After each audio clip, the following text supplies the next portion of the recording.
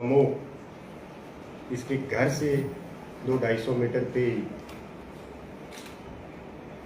इसके lower body parts एक गन्नी bag में रिकवर हुए।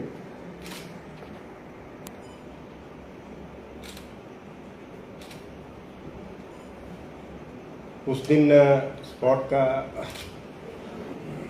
एग्जामिनेशन पुलिस अधिकारियों के अलावा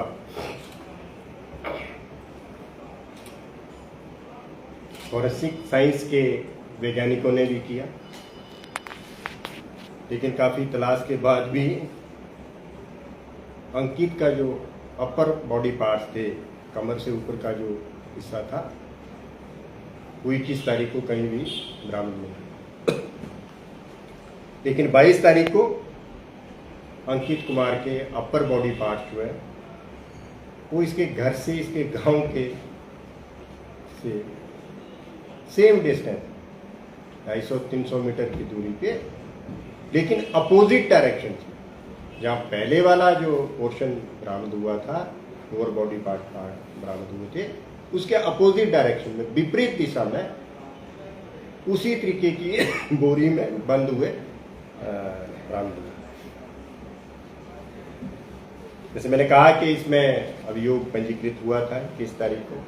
इसकी छानबीन और इसकी जांच के लिए 2 टीमों का गठन किया गया था। जो इन्वेस्टिगेशन पार्ट है उसको एडिशनल एसपी अतिरिक्त पुलिस अधीक्षक की जो टीम है वो देख रही थी, और जो टेक्निकल सपोर्ट थी, examination of A CCTV cameras, mobile analysis of gadgets, ये जो था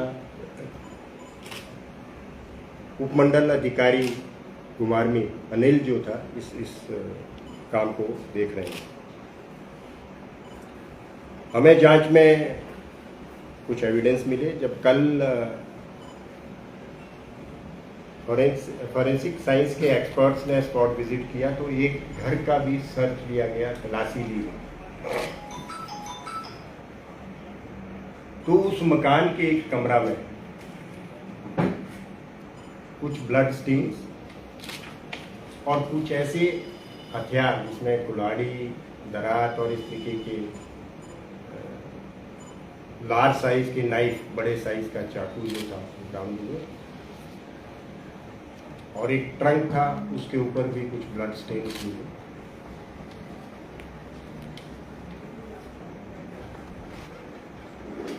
इस घर का इंस्पेक्शन करने के बाद 4 लोगों को डिटेन किया गया और उनसे पूछताछ शुरू की गई।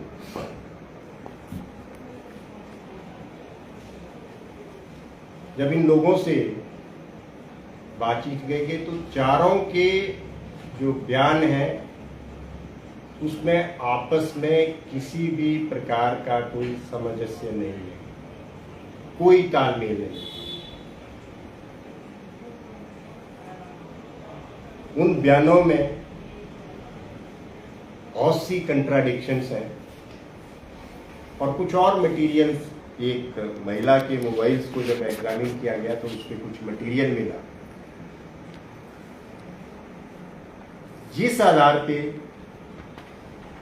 पिछले कल 4 व्यक्तियों को इस अभियोग में गिरफ्तार किया गया है। चमनलाल सन ऑफ श्री देवीदास, इस समूह के रहने वाले हैं, इनकी उम्र 35 साल है। हेमराज सन ऑफ श्री देवीराम, समूह के रहने वाले हैं, 34 साल इनकी उम्र है। किरण कुमारी वाइफ ऑफ हेमराज, इसकी उम्र 22 साल है, ये समूह की रहने वाली है। जो हेमराज मैंने ऊपर बताया जिसको अरेस्ट किया, ये उसकी वाइफ है। देवीराम, ये इनके फादर हैं चमन और हेमराज, उनकी एज 66 है। इन चारों व्यक्तियों को आज अदालत में पेश किया जाएगा, और साथ में ही पिछले कल डिसीज्ड के फादर ने अदालत में एक अपना स्टेटमेंट रिकॉर्ड किया, जिस पे उन्होंने अपनी स्टेटमेंट में भी इस परिवार के ऊपर पूरी तरह से अपना शक जाहिर किया गया था कि मेरे बेटे की हत्या में इस परिवार के सदस्यों का पूरी तरह से सम्मिलित है।